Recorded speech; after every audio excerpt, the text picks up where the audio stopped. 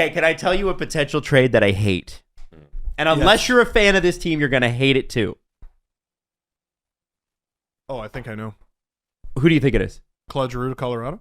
Who do you think it is? Let's see. Georgiev to Edmonton. Ooh. And then Edmonton and Leafs in the finals, and then Georgiev steals it because that's the only team he's good against. Ooh. You got the player, you did not get the team. If you're in the Western Conference and Giroux ends up on the Avalanche, yeah, I hate that. Freed says in this one, if you friggin' say it, it's not going to be the Lightning. Claude Giroux, potentially Florida. I definitely thought you were going to say Vegas. I was I'm going to kick your ass. No. Oh my God. No. I would have deserved an ass kicking for even bringing that up, but that's a good fit, and I fucking hate it. I hate that. He does. Because he's a bastard in the playoffs. Yeah, like he... You're talking about a guy who does not have to worry about scoring because it's the Florida holy shitting Panthers, and he's just free to be the biggest asshole. Where Sam Bennett is the next Pavel Bure for some reason. Just what a well, and they're in a really interesting reset period because they have 3 games this week. Yep. 16th, 18th, and 20th. Love fantasy hockey. They did not play a game. They had a game February 1st, and their next one is today. Yeah, they got their actual Olympic break. Yeah, them and LA. LA played their first game yesterday since the All-Star break. Like, I think them, San Jose, there are some teams who actually got 2 weeks off. This is a bizarre season, man. Mm-hmm. The discrepancy between the team who's played the most games and the least is 8, I believe. And it's past Valentine's Day. You know what I'm looking forward to? What? As a hockey card nerd, who is going to finish this season with the most games played?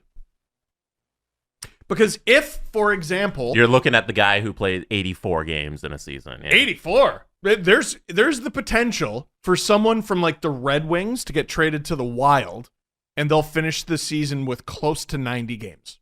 Cool. It's entirely possible. They could set a record for most games played in an NHL Steve season. Yzerman owes it to us. Mm-hmm. Call up Bill Guerin, make something happen. Giroux's the best forward available, I would say. Currently, yeah. Oh, that's like on the trade block and everything. So it's interesting to see where he wants to go because he does have a no-move clause. It's his choice. And I've heard Friedman report that he's not going to a team like Calgary. He doesn't really want to go to Canada. So Florida makes sense. Like, who's the team that's going to buy? It's not going to be Tampa because they just don't have the cap space to do it.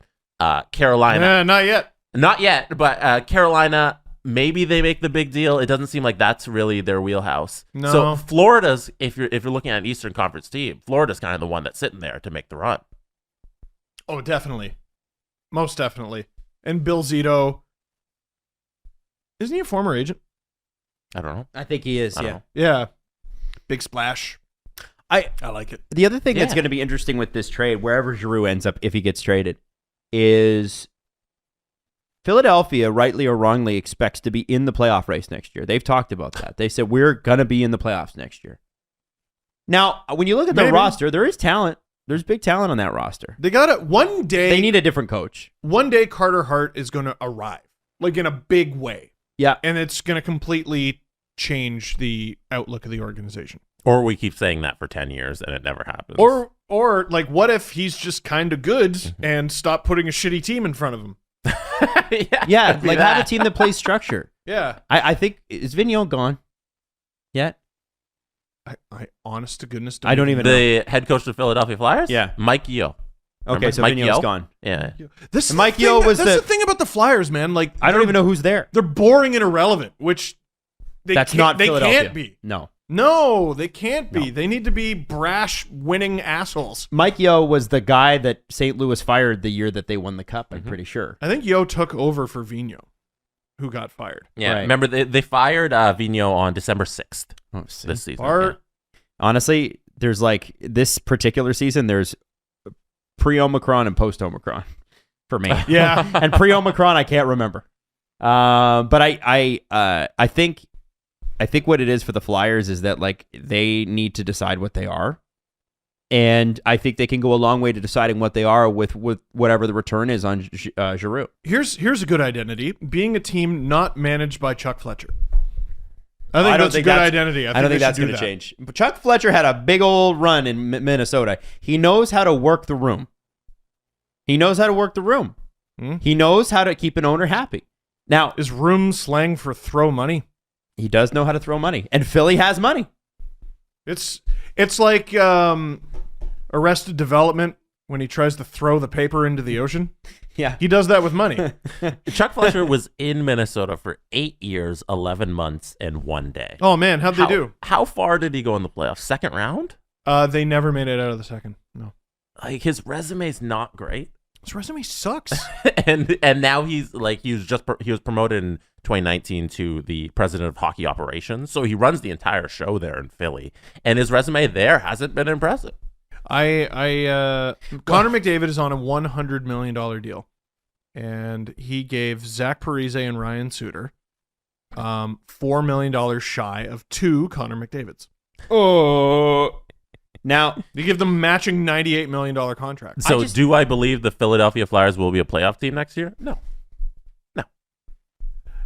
Hold on. Metro's also really good. What you got? Hold on. Let's have a look at. I want to do a deep dive on the Flyers for just a moment here. Before we get Flyers fans in our mention going, did you know? All right, which is what they'll do. We did.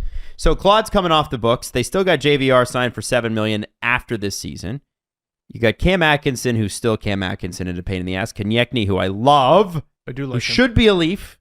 Still mad that they didn't pick him.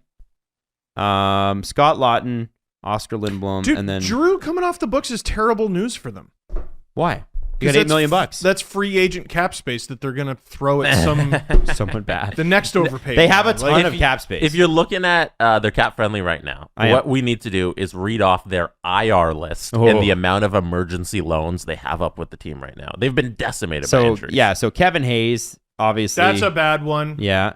Rasmus Ristolainen is out, and it looks like it doesn't say how long.